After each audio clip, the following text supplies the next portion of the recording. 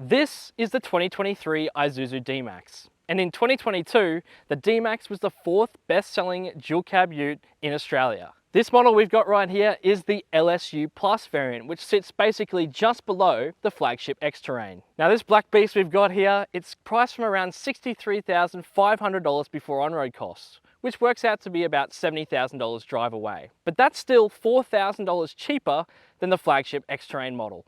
But in this video, I want to find out whether going for the LSU Plus over the X-Terrain is any better. Do you really need to stretch that extra $4,000? I don't think so. So we're going to look at everything to do with this model right in front of me, from technology, safety, interior, and driving it on and off-road to find out how this car works in the real world. But before we start, why don't you like and subscribe to Chasing Cars. Chasing Cars, honest reviews of your next car. Brought to you by Budget Direct.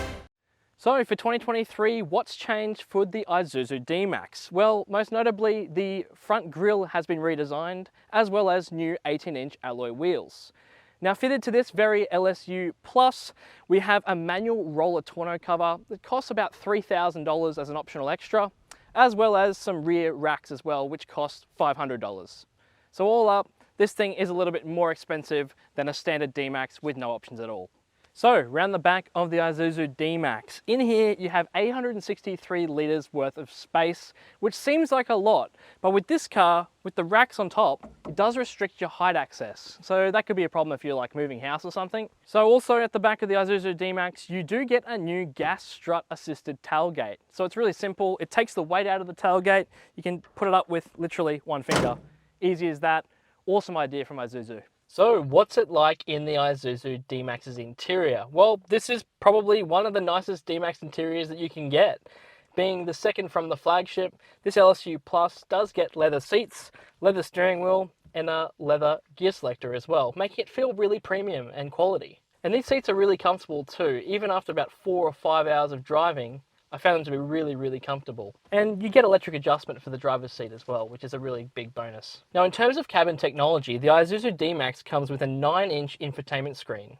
Now this is sort of starting to show its age already, and the car's only been out for a couple of years. And it does work well with both Apple CarPlay and Android Auto. However, only Apple CarPlay is wireless. Now for the driver cluster, the Isuzu D-Max comes standard with a small 4.2-inch screen that has a lot of useful information, such as your fuel usage, your trip meters, and also your tire pressures. But it's not a full digital instrument cluster as you would find on something like the Ford Ranger. It still has an analog dial for the revs and an analog dial for the speedometer. So what else should you know about the front seat of the Isuzu D-Max? Well, in LSU Plus spec, you get a Type A USB port, a 12-volt outlet, you get 2 central cup holders, as well as 1 cup holder on each side for the driver and front passenger, which is really awesome. And a little note to add as well is that there is no wireless phone charging in this D-Max, but there is some good storage bins in the door pockets. So what's it like in the back seat of the Isuzu D-Max? Well, I was expecting it to be kind of cramped, as utes have been in the past, but with the seat in its normal driving position, I'm actually pretty comfortable back here. I don't know if I would be comfortable over 4 or 5 hours of driving non-stop, but it's actually pretty comfortable for a 5'11" frame like mine.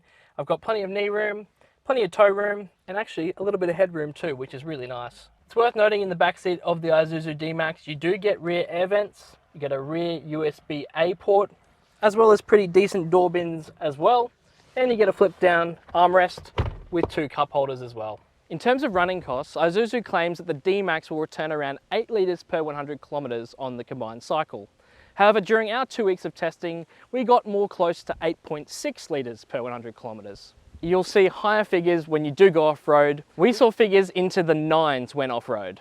Now, every Isuzu D-Max is covered by a 6-year, 150,000 kilometre warranty. And to service over 5 years, it'll cost you $2,435. That works out about $100 cheaper than a Ford Ranger V6. Over the last 12 months, the median budget direct customer paid $1,079 to comprehensively insure their new Isuzu D-Max. Your premium may vary based on things that insurers take into account, such as your age, driving history, where you live, and whether or not you garage the car. So what is the Isuzu D-Max like when you actually drive it around? Well, we find ourselves on a bit of an off-road track right now as I'm speaking to the camera, And this is where the Isuzu D-Max really shines. I find that the engine is powerful and it's quite effortless.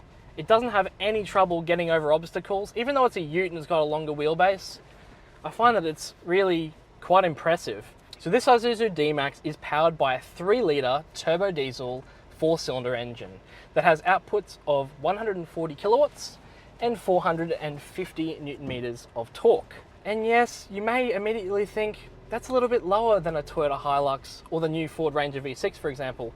But let me tell you, over the last 2 weeks, I didn't really long for more power or torque from this engine. It's a really reliable unit. It's a truck engine, basically. It's got truck engine fundamentals.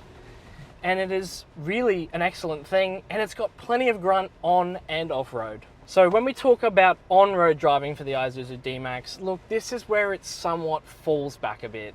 I mean, it's where it's going to spend most of its time going to the shops, going to the work site, doing day-to-day errands.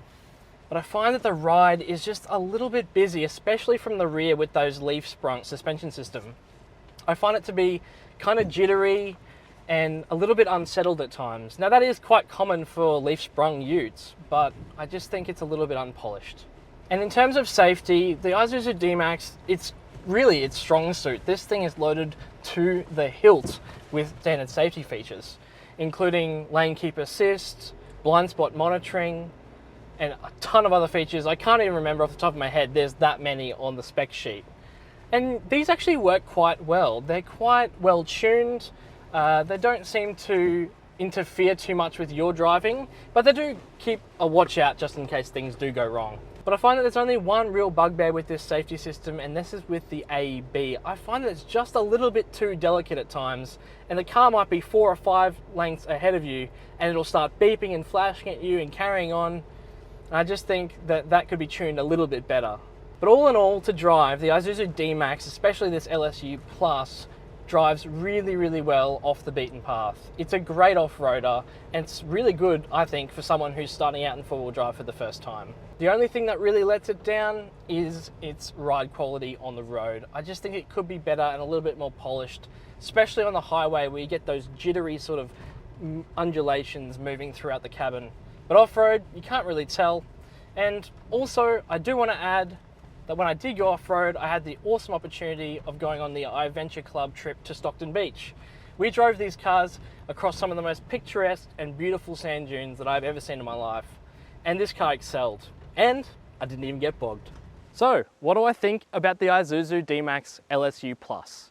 Well, I think Isuzu's come a really long way with their vehicles. They're now extremely safe, they're really great to drive off-road, and they've got plenty of technology too. And while this LSU Plus doesn't quite handle on-road how I would like it to, off-road it is awesome fun and really strong and dependable. So would I take an LSU Plus over an X-Terrain? Look, I probably would, and that's because the X-Terrain is mainly a cosmetic package. It doesn't have a different engine, it doesn't have uprated suspension, and it doesn't really perform any better than this LSU Plus right here. And plus, you'll save an extra $4,000 by going this model over the X-Terrain. Now, it is true, these are expensive utes. $70,000 is a lot of money to spend on a dual cab ute these days, but I think this is a really polished piece of machinery. All in all, the Isuzu D-Max is a really safe package. It does have excellent safety, but it's also got great technology too, and it's pretty comfortable for the day-to-day grind. Whether you're using this for work or for play, it's a really excellent option over something like a Toyota Hilux or a Ford Ranger. But I want to hear what you guys have to think down in the comments below. And while you're there, like and subscribe. And as always, thanks for watching Chasing Cars.